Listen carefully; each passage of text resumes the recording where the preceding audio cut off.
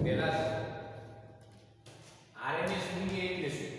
તો એનું જે ઇંગ્લિશમાં ફૂલ ફોર્મ થાય આરએમએસ એ આવું થાય છે, રૂટ મીન્સ સ્ક્વેર, અને ગુજરાતીમાં એને કહેવાય વર્ગની સરેરાશનું વર્ગમૂળ. સમજો આરએમએસ મૂલ્ય એટલે શું? તો કે રૂટ મીન સ્ક્વેર, વર્ગની સરેરાશનું વર્ગમૂળ. જે આ શબ્દ છે એ આપણે આરએમએસ મૂલ્ય કઈ રીતે મેળવી શકાય એ આના ઉપરથી જ ખબર પડી જાય કે માની લો તમને પ્રવાહ કે વોલ્ટેજનું આરએમએસ મૂલ્ય મેળવવાનું કે એસી પ્રવાહ કે એસી વોલ્ટેજ. સમજો તો જો અહીંયા હું આ બે પ્રવાહ અને વોલ્ટેજ લખું છું. આપણે આજે ચેપ્ટરમાં જે એસી વોલ્ટેજ લખી છે, એસી વોલ્ટેજ સમજો બરાબર. એસી વોલ્ટેજને આપણે આ રીતે દર્શાવીશું, V Vm sin omega t. એસી પ્રવાહને આપણે દર્શાવીશું, એસી પ્રવાહ I બરાબર Im sin omega t. AC voltage અને એસી પ્રવાહ એને આપણે આ રીતે છે લખી શકીએ. હવે આપણે આરએમએસ મૂલ્ય મેળવવાનું કીધું છે તમને, તો પહેલા આપણે જે વોલ્ટેજ છે એનું આરએમએસ મૂલ્ય મેળવી સમજો. તો એને પહેલા જે એની વ્યાખ્યા છે એ પ્રમાણે કે પહેલા શું કરવાનું? તો કે એનો વર્ગ. સમજો એટલે પહેલા જે v છે એનું આરએમએસ મૂલ્ય મેળવવું છે, તો એનો પહેલા આપણે કરશું વર્ગ. વર્ગ કરીને પછી શું લેવાનું? સરેરાશ. તો એને આપણે આ રીતે કહેવાય સરેરાશ. વર્ગ ની સરેરાશનું વર્ગમૂળ. તો જ્યારે અંડર રૂટ આ રીતે સરેરાશમાં v સ્ક્વેર હોય તો એને લખાય vrms, એટલે કે વોલ્ટેજનું આરએમએસ મૂલ્ય vrms બરાબર શું થશે? તો કે અંડર રૂટ પહેલા વર્ગ કરવાનો, એની સરેરાશ, અને એનું પાછું શું કરવાનું? વર્ગમૂળ. જે શબ્દ છે એના ઉપર વર્ગ ની સરેરાશ નું વર્ગમૂળ, એને આ વોલ્ટેજનું આરએમએસ મૂલ્ય કહેવાય. v બરાબર તમને ખબર છે Vm square Vm sin omega t. તો એ કિંમત અહીંયા મૂકી દઈએ તો અહીંયા અંડર રૂટમાં શું થશે? v ની કિંમત ત્યાં મૂકશું એટલે Vm square sin square omega t આ રીતે થાય, Vm square sin square omega t. હવે આગળ આમાં તમે જુઓ કે આ જે Vm છે તો અચળ છે, એટલે એને આપણે અહીંયા સરેરાશની બહાર લઈ શકીએ. તો કે Vm સ્ક્વેર ને સરેરાશની બહાર લઈનો અહીંયા રહેશે sin સ્ક્વેર ઓમેગા t. સમજો બરાબર. Vm સ્ક્વેર તો અચળ થઈ જાય, એનું પાછું અહીંયા વર્ગમૂળ છે એટલે બહાર નીકળી જાય એટલે ફક્ત શું રહેશે? Vm. તો અંડર રૂટમાં શું રહેશે? સરેરાશ sin સ્ક્વેર ઓમેગા t. હવે આપણે અગાઉના લેક્ચરમાં સમજાવ્યું કે જ્યારે sin સ્ક્વેર ઓમેગા t નું તમને સરેરાશ કે તો ઈ મૂલ્ય આવે છે 1/2. આ યાદ રાખો, sin સ્ક્વેર ઓમેગા t હોય કે cos સ્ક્વેર ઓમેગા t હોય, આનો જવાબ આવશે 1/2. ઈ તમારે શોધવું હોય કે આ 1/2 કઈ રીતે આવે, એના માટેનું આપણું જે મૂળભૂત સૂત્ર છે કે કોઈ પણ f of t વિધેય હોય એનું એક આવર્તકાળ પરનું સરેરાશ મૂલ્ય છે એ આ સૂત્ર દ્વારા મળે. સમજ, આટલું સૂત્ર તમને ખ્યાલ હોય તો તમે કોઈ પણ વિધેય છે એનું એક આવર્તકાળ પરનું સરેરાશ મૂલ્ય છે અહીંયા શોધી શકો. હવે આગળ આપણે ચર્ચા કરીએ તો અહીં અંડર રૂટ સરેરાશમાં sin સ્ક્વેર ઓમેગા t છે એના બદલે 1/2 મૂકી દઈશું એટલે આપણો જે જવાબ આવશે Vm અહીં અંડર રૂટ 1/2. તો જવાબ થશે Vm સિગ્મા √2. આ Vrms મળ્યું આપણને. શું મળ્યું? Vrms. એટલે હવે તમને એમ કે આ જે એસી વોલ્ટેજ છે એનું આરએમએસ મૂલ્ય કેટલું? તો કે Vm અંડર √2. એસી વોલ્ટેજનું મહત્તમ મૂલ્ય કે જો આ બે વચ્ચેનો ડિફરન્સ ખાસ સમજજો. મહત્તમ મૂલ્ય અને આરએમએસ મૂલ્ય બેમાં ઘણો બધો ડિફરન્સ છે. આ જે છે એ વોલ્ટેજનું મહત્તમ મૂલ્ય કહેવાય Vm, અને એના છેદમાં √2 કરો એટલે √2 વડે ડિવાઈડ કરજો એટલે વોલ્ટેજનું કયું મૂલ્ય કહેવાય? તો કે આરએમએસ મૂલ્ય. એટલા માટે એને Vrms વડે દર્શાવે. Vrms Vm/√2. હવે આગળ આ જ રીતે તમને પ્રવાહનું આરએમએસ મૂલ્ય કહે તો કે Irms શું થાય? તો કે Im છેદમાં √2. તમને પ્રવાહ જે છે એનું તમને આરએમએસ મૂલ્ય કહે તો Irms Im છેદમાં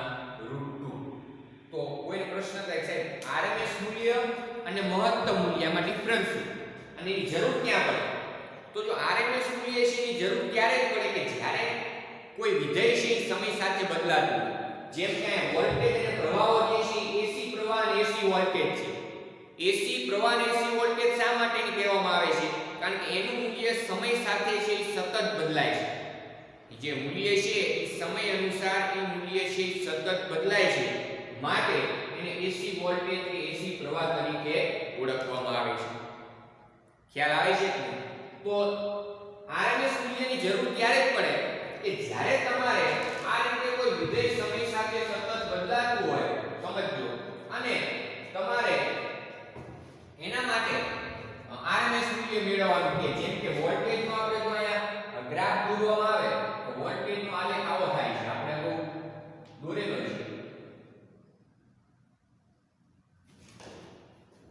હું આ જે આલેખ છે એમાં RMS મૂલ્ય વોલ્ટેજનું અને મહત્તમ મૂલ્ય દર્શાવું છું. સમજો.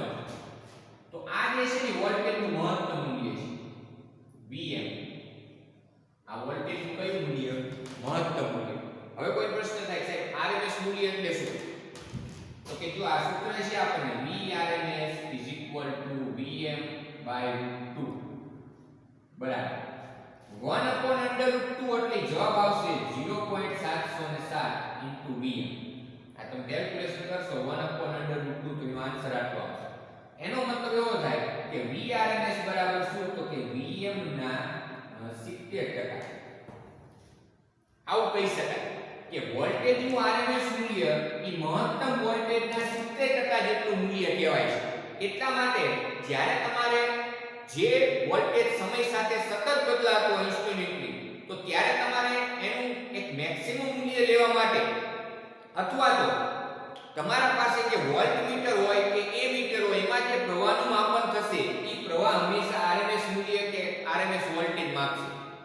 જો તમારી પાસે જે વોલ્ટમીટર કે એમીટર હોય, આપણે ત્રીજા ચેપ્ટરમાં ચર્ચા કરી, ચોથા ચેપ્ટરમાં, વોલ્ટમીટર કે એમીટરનું કાર્ય શું? તો કે વોલ્ટેજ અને પ્રવાહનું માપન કરે. પણ કયા પ્રવાહ? તો કે ડીસી વોલ્ટેજ અને ડીસી પ્રવાહ.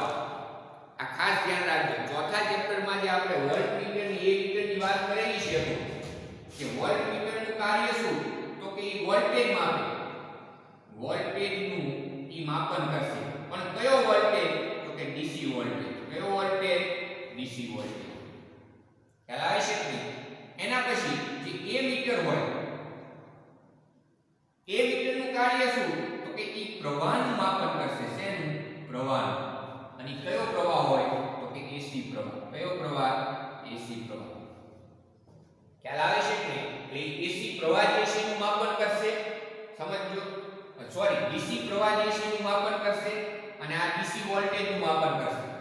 તો જો આ વોલ્ટમીટર અને એમીટરનો ઉપયોગ છે તમે એસી વોલ્ટેજ કે એસી પ્રવાહ માપવા માટે કરી શકાય નહીં. તો એના માટે તમારે ખાસ વોલ્ટમીટર અને એમીટર બનાવવા પડે કે જે એસી વોલ્ટેજ અને એસી પ્રવાહનું માપન કરી શકે. અને એવા જે વોલ્ટમીટર અને એમીટર આવે છે એને એસી વોલ્ટમીટર કહેવાય, એસી એમીટર કહેવાય, કે જે એસી વોલ્ટેજ અને એસી પ્રવાહનું માપન કરે. હવે મુદ્દો અહીંયા આવે છે કે આવા જે વોલ્ટમીટર અને એમીટર હોય જે એસી વોલ્ટેજ અને એસી પ્રવાહનું માપન કરે છે, જે એસી વોલ્ટમીટર હોય ઈ કયો વોલ્ટેજ માપે? તો કે RMS વોલ્ટેજનું માપન દર્શાવે. માની લો કોઈ જગ્યાએ તમારે એસી વોલ્ટેજનું માપન કરવું છે તો અંદર જે વોલ્ટમીટરનો ઉપયોગ થશે ઈ વોલ્ટમીટર શું કરશે ખબર છે તમને? જે રીડિંગ આપશે, અંદર મૂલ્ય આપશે એ કયું હોય? તો કે RMS મૂલ્ય. ઈ મહત્તમ મૂલ્ય હોય નહીં.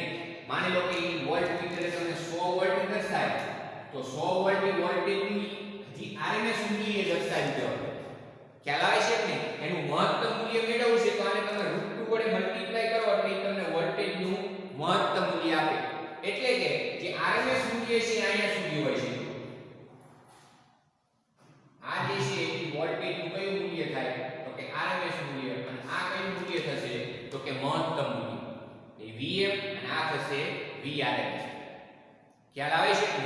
તો અહીંયા જે મિત્રો ખાસ વસ્તુ સમજવાની છે કે તમારે RMS મૂલ્ય મેળવવું છે તો વોલ્ટેજના RMS નું સૂત્ર અને પ્રવાહના RMS ના સૂત્ર તમને ખ્યાલ હોવા જોઈએ. આ સૂત્ર પણ આ જ રીતે મળે. વર્ગ કરવાનો, એનું સરેરાશ અને એનું પાછું શું કરવાનું? વર્ગમૂળ. એટલા માટે જે RMS મૂલ્ય છે વર્ગની સરેરાશનું શું દર્શાવે છે? વર્ગમૂળ. હવે આપણે અહીંયા ચર્ચા કરવાની છે, આપણે અગાઉથી માત્ર અવરોધ ધરાવતા એસી પરિપથમાં વાત કરેલી છે. જો ત્યારે આપણે તમને કીધું કે આના માટે આપણે જે RMS મૂલ્ય જે થિયરી છે એ ખાસ છે સમજવી પડે છે. તો અહીંયા આપણે RMS મૂલ્ય છે કઈ રીતે મળે એ ચર્ચા કરી. હવે વાત કરશું આપણે કે જે માત્ર અવરોધ ધરાવતા એસી પરિપથમાં જે પાવરનું સૂત્ર મળ્યું, માત્ર અવરોધ ધરાવતા એસી પરિપથમાં પાવર, સમજ, માત્ર અવરોધ ધરાવતા એસી પરિપથમાં જે પાવરનું સૂત્ર હતું એ પાવરનું સૂત્ર આપણે આવું હતું, અને એને સરેરાશ પાવર કહેતા હતા. 1/2 આ સરેરાશ પાવરનું સૂત્ર હતું Im² R. સમજો, આ જે છે આપણા માટે પાવરનું સૂત્ર આપણે અહીંયા સુધી મેળવ્યું હતું 1/2 Im² R. પછી આપણે કીધું હતું કે આ સૂત્રને આપણે જે ત્રીજા ચેપ્ટરમાં જે સૂત્ર લખતા હતા કે T I² R આના જેમે લખી શકાય, પણ કઈ રીતે? તો ત્યારે તમારે શું કરવાનું સમજજો બરાબર. તો કે હવે માં સરેરાશ મૂલ્યને P કહે છે. આ જે છે મારે આ રીતે લખવું છે Im/√2 R આવું લખાય. તમે જોઈ શકો છો કે અહીંયા Im²√2 નો વર્ગ એટલે 2 થઈ જાય એટલે પાછું વર્ગમૂળ ની આવી જાય. આપણે આ માટે લખવાનું કારણ શું? તો હવે તમને ખબર પડી ગઈ છે સાહેબ Im/√2 તો કયું મૂલ્ય? તો કે RMS મૂલ્ય. અહીં લખવાનું I² RMS * R, કારણ કે આના બરાબર શું થશે ખબર છે? I RMS Im/√2 અને એનો પાછો અહીં શું છે? વર્ગ. એને I RMS કરી પછી એનો વર્ગ કરશું તો જો આ જે સૂત્ર છે એના જેવું જ આવ્યું. આ જે છે આપણે ચેપ્ટર 3 માં ભણી ગયા હતા, અને આ જે છે ચેપ્ટર 7 માં પાવરનું સૂત્ર છે. આ બેમાં ફરક એટલો છે કે અહીંયા જે પ્રવાહ જે છે એ DC પ્રવાહ છે. કયો? DC પ્રવાહ. અને આ જે મિત્રો પ્રવાહ જે છે કે જે એ મીટરનું માપન કરશે એ પ્રવાહ કયો છે? તો કે AC પ્રવાહ. આ પ્રવાહ કયો છે? AC પ્રવાહ. અને AC પ્રવાહનું પાછું અહીંયા કયું મૂલ્ય છે? RMS મૂલ્ય. ખ્યાલ આવે છે કે? તો અહીંયા આપણે આ પ્રવાહનું માપન કરવા માટે જે A મીટરનો ઉપયોગ કરશું, સેમ એ જ રીતે અહીંયા પણ જે પ્રવાહનું માપન કરવા માટે જે A મીટરનો ઉપયોગ કરશું, એ A મીટર છે કયો પ્રવાહ માપશે? તો એ જે A મીટર છે એ પ્રવાહનું કયું મૂલ્ય માપશે? તો કે RMS મૂલ્ય. એટલે અહીંયા ખાસ વસ્તુ જે છે RMS મૂલ્ય અને જે મહત્તમ મૂલ્ય છે એમની વચ્ચેનો જે ભેદ છે મિત્રો એ ખાસ આપણે સમજવાનો છે. હવે આગળ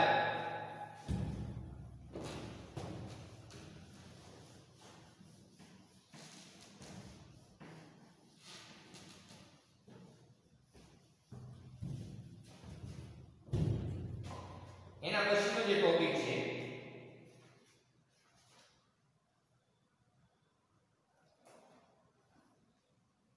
જો એના પછી જે ટોપિક છે એમાં આપણે વાત કરશું 7.3. 7.3 નો જે ટોપિક છે ન્યાય સાથે ચર્ચા કરી નાખશું, પછી આગળ તેની ચર્ચા કરશું. ઘૂમતા સદિશો ફેઝર્સ વડે એસી પ્રવાહ અને વોલ્ટેજની રજૂઆત. ઘૂમતા સદિશો જેનું બીજું નામ છે ફેઝર્સ. ફેઝર્સ વડે એસી વોલ્ટેજ અને એસી પ્રવાહની રજૂઆત. ટૂંકમાં અહીંયા આપણે જે ડાયાગ્રામની એક વાત કરીશું એ છે ફેઝર્સ ડાયાગ્રામ. કયો ડાયાગ્રામ છે? Phasors diagram. આપણે ફેઝર્સ ડાયાગ્રામ છે એ ચર્ચા કરવાની છે. તો એના માટે પહેલા આપણે માત્ર અવરોધ ધરાવતા એસી પરિપથની વાત કરી છે. એના માટે આપણે તમને એમ કે ફેઝર ડાયાગ્રામ છે દોરો. તો ફેઝર ડાયાગ્રામ છે એ શું છે? તો એના માટે તમારે પહેલા તો જે પરિપથ કીધો હોય, અહીંયા આપણે ફક્ત કયા પરિપથની અત્યારે વાત કરશું? તો કે જે ચર્ચા કરી કે આપણે માત્ર અવરોધ ધરાવતો એસી પરિપથ, માત્ર અવરોધ વાળો જે એસી પરિપથ છે એમાં આપણે આ ફેઝર ડાયાગ્રામ છે દોરવો છે. તો એને કઈ રીતે દોરવાનો તમે?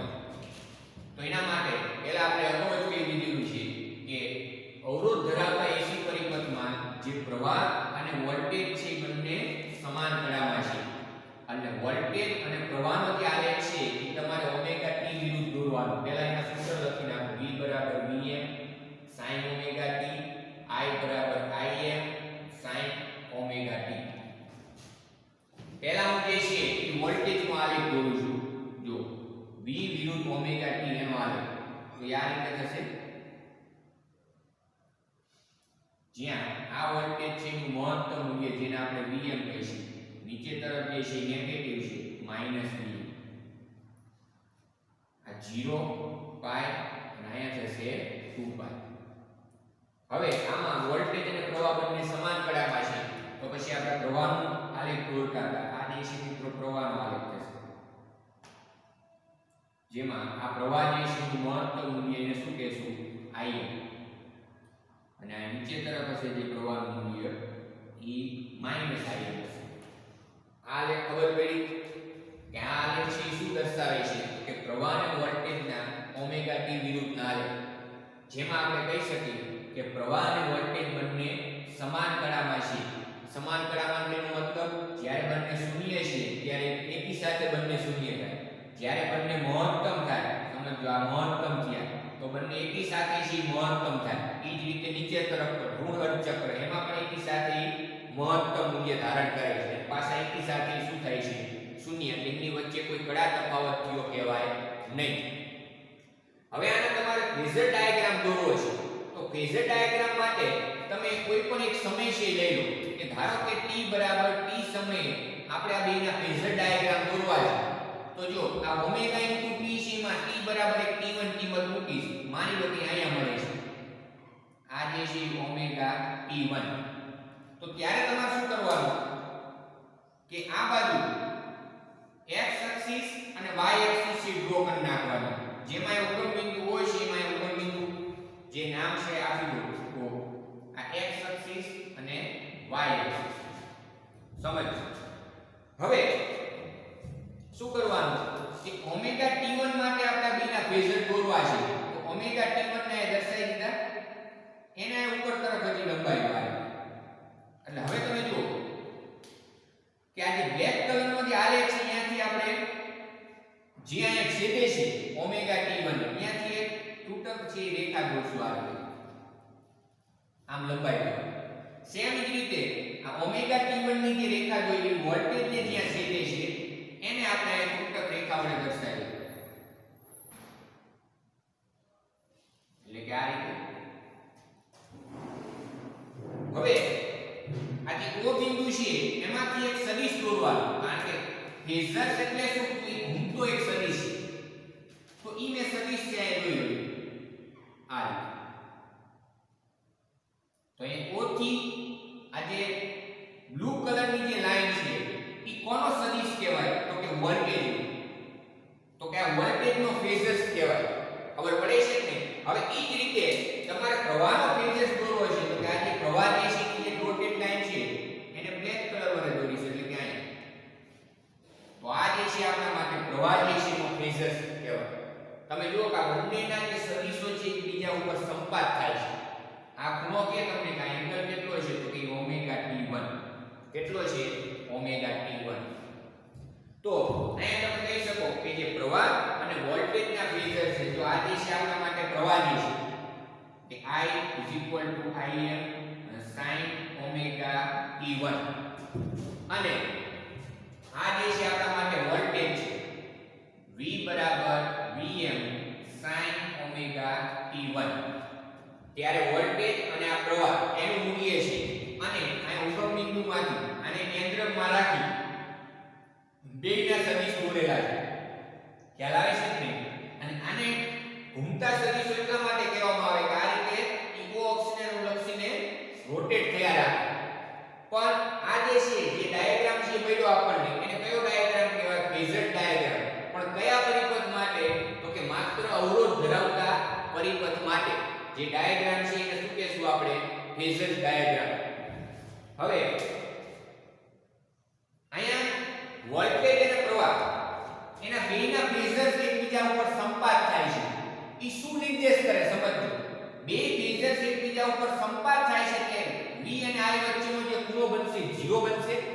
એનો મતલબ એવો થાય કે પ્રવાહ અને વોલ્ટેજ બંને સમાન કડામાં છે, જે આપણે આલેખમાં કીધું. ઈ જ વસ્તુ તમે અહીંયા કહી શકો. તો તમને જ્યારે ફેઝર ડાયાગ્રામ દોરવાનો કહે ત્યારે ફરજિયાત આલેખ દોર નાખવાનો, જેના ઉપરથી આ સરળ પડશે.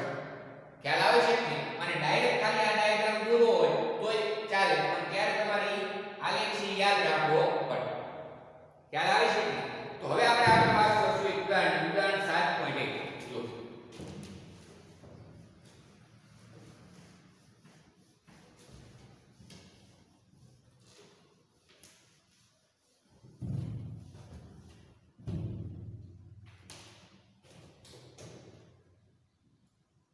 ઉદાહરણ 7.1 જે એક્ઝામ્પલ છે એમાં તમને રકમ આપેલી છે. જો શું કીધું છે કે 220 વોલ્ટ સપ્લાય સાથે એક વિદ્યુત બલ્બ કે જેનું 100 વોટનું રેટિંગ ધરાવે છે. પહેલું, બલ્બનો અવરોધ અને સ્ત્રોત વોલ્ટેજનું મહત્તમ મૂલ્ય અને બલ્બમાંથી વહેતા પ્રવાહનું RMS મૂલ્ય શોધો. હવે જ્યારે આવા જે દાખલાઓ છે એમાં જે તમને રકમ આપેલી હોય એમાં કયા મૂલ્ય કયા આપેલા હોય ખાસ સમજવાનું છે.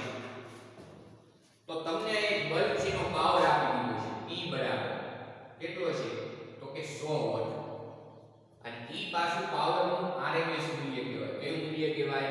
RMS મૂલ્ય. તમને સપ્લાય આપેલો છે 220 વોલ્ટ, એટલે કે જે આનો પરિપથ દોરવો હોય આપણે આકૃતિમાં નથી આપેલો અંદર, પણ આપણે આવો પરિપથ દોરી શકીએ. અહીંયા એક બલ્બ છે અને બલ્બનો પોતાનો એક અવરોધ હોય R. અહીંયા AC સપ્લાય વોલ્ટેજ કનેક્ટ કરેલ છે. AC સપ્લાય વોલ્ટેજ છે એનું 220 વોલ્ટ વોલ્ટેજ આપેલો છે. ઈ કયો વોલ્ટેજ હોય ખાસ યાદ રાખવાનું. ઈ વોલ્ટેજ કયો હશે તો કે RMS વોલ્ટેજ એટલે કે VRMS તમને આપેલું છે. બલ્બ છે એનો અવરોધ છે આપણે મેળવવાનો છે. તો અવરોધ મેળવશું આપણે તો એના માટે જે અવરોધનું સૂત્ર છે કે P V²/R, જેમાં આ બંને જે છે ના કયા મૂલ્ય છે RMS મૂલ્ય. તો અવરોધ કીધો છે બલ્બનો R બરાબર તો સૂત્ર થશે VRMS એનો અહીંયા સ્ક્વેર છેદમાં PRMS બરાબર VRMS સ્ક્વેર એટલે VRMS એટલે 220 એનો સ્ક્વેર છેદમાં PRMS એટલે 100. તો આનો જે જવાબ આવશે મિત્રો આવશે 484 ઓહ્મ. અવરોધનું મૂલ્ય કેટલું મળ્યું? બલ્બનો અવરોધ 484 જે ઓહ્મ છે બલ્બનો અવરોધ મળ્યો. હવે તમને એવું કીધું છે સ્ત્રોત વોલ્ટેજનું મહત્તમ મૂલ્ય, કે આ જે સપ્લાય વોલ્ટેજ છે એનું મહત્તમ મૂલ્ય એટલે કયું તો કે Vm. હવે તમને ખ્યાલ આવી ગયો છે કે આ તમને 220 વોલ્ટ આપેલા છે, ઈ વોલ્ટેજનું કયું મૂલ્ય રકમમાં તમને આપેલું છે તો કે RMS મૂલ્ય. ઈ તમને RMS મૂલ્ય આપ્યું છે અને આમાં પ્રશ્ન B છે એમાં તમને Vm મેળવવાના કીધા છે. Vm કેટલા? તો સિમ્પલ VRMS નું સૂત્ર મૂકો. VRMS બરાબર Vm છેદમાં √2.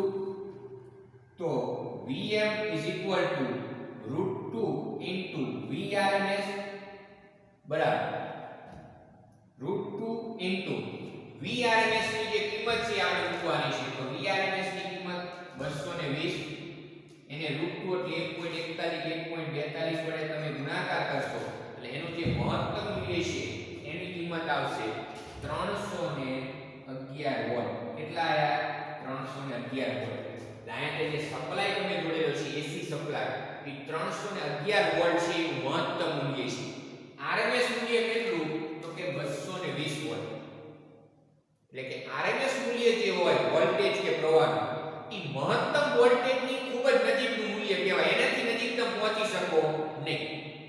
તમારે જે A મીટર કે વોલ્ટ મીટર આવે કે જે AC વોલ્ટેજ કે AC પ્રવાહનું માપન કરશે તો એમાં તમે મેક્સિમમ મહત્તમ મૂલ્યની નજીકનું કયું મૂલ્ય માપી શકો ઈ જે મૂલ્યનું માપન કરે છે. એટલા માટે ઈ જે મૂલ્યમાં તમને જે દેખાડશે ઈ RMS મૂલ્ય છે તમને દેખાડશે કે આ VRMS નું મૂલ્ય આટલું છે કે IRMS છે એની કિંમત આટલી છે. ખ્યાલ આવે છે? તો હવે આગળ ત્રીજો ની અંદર તમને તો કે બલ્બમાંથી વહેતા પ્રવાહનું RMS મૂલ્ય માપો. બલ્બમાંથી વહેતો પ્રવાહનું RMS મૂલ્ય એટલે આપણે ત્રીજા ચેપ્ટરમાં એક સૂત્ર ભણી ગયા P V * I. તો અહીંયા P RMS બરાબર કહેવાય V RMS * I RMS. જે આ સૂત્ર છે ને આ રીતે લખી શકાય. જેમ આપણે અગાઉ કીધું હતું કે ત્રીજા ચેપ્ટરમાં પાવરનું સૂત્ર તમે આવું લખતા હતા P બરાબર I² * R. ઈ કે છે પાવરનું સૂત્ર તમારે 7મા ચેપ્ટરમાં લખવું છે તો અહીંયા આવું લખાય. આમાં ડિફરન્સ એટલો કે આ DC પ્રવાહ છે અને આ AC પ્રવાહ છે, એટલા માટે એનું RMS મૂલ્ય લખવું પડે. તો અહીં તમે જુઓ V RMS * I RMS. V RMS આપણને મળ્યા કેટલા છે એટલે આપેલા છે 220 ગુણ્યા I RMS છે આપણે મેળવવાના છે. P RMS છે એ કેટલા આપેલા છે 100. તો અહીંયા 100 ના છેદમાં 220 I RMS બરાબર 100 ના છેદમાં 220. તો એ જે જવાબ છે કેટલો આવશે 0.454 એમ્પિયર. આ I RMS છે એની કિંમત મળી 0.454 એમ્પિયર. આ પ્રવાહનું કયું મૂલ્ય થયું RMS મૂલ્ય. હવે કોઈ પ્રશ્ન છે RMS મૂલ્ય આ પહેલા મેળવી લે સમજ. RMS મૂલ્ય મળી જાય ને અવરોધ જે આપણને મેળવવાનું કીધું હતું આજે એના બદલે તમે જો આ સૂત્રનો ઉપયોગ કરો તો એ જવાબ સેમ જ આવે. P બરાબર I RMS સ્ક્વેર * R. એમાં R ને કરતા બનાવો તો P ના છેદમાં I RMS સ્ક્વેર. આનું તમે કેલ્ક્યુલેશન કરશો તો જે જવાબ આ અવરોધનો આવ્યો છે 484 એ અહીંયા સેમ જ આવશે. ખ્યાલ આવે છે? એટલા માટે આપણે જે છે આમાં ખાસ વસ્તુ એ સમજવાની રહી કે તમને જે અંદર રકમ આપેલી છે એમાં ખાસ ધ્યાન રાખવાનું કે જે વોલ્ટેજ આપેલો છે આ ચેપ્ટરમાં એ વોલ્ટેજ હંમેશા RMS મૂલ્ય હોય. તમને એવું કીધું હોય 220 વોલ્ટ સપ્લાય વોલ્ટેજ છે તો એ RMS મૂલ્ય સમજવાનું. તમને અંદર ચોખ્ખો સ્પષ્ટ ઉલ્લેખ કર્યો હોય કે આ જે સપ્લાય વોલ્ટેજ જોડેલો છે એનું મહત્તમ મૂલ્ય આટલું છે તો જ નિયમ બરાબર લખવાનું. નકરી ડાયરેક્ટ સૂત્ર લખીને આપવાનું RMS મૂલ્ય. ખ્યાલ આવે છે કે આની જગ્યાએ તમને એવું કીધું હોય કે સપ્લાય વોલ્ટેજ છે 220 વોલ્ટ 50 હર્ટ્ઝ આવૃત્તિ છે તો આનો મતલબ એવો થાય કે આ કયું મૂલ્ય છે V RMS મૂલ્ય અને એની જે આવૃત્તિ છે એ કેટલી છે 50 હર્ટ્ઝ. કારણ કે AC ની આપણે ફ્રીક્વન્સી ખબર છે ભારતમાં AC જે પ્રવાહ હોય અથવા તો AC વોલ્ટેજ હોય એની જે આવૃત્તિ ઇન્ડિયામાં કેટલી છે 50 હર્ટ્ઝ.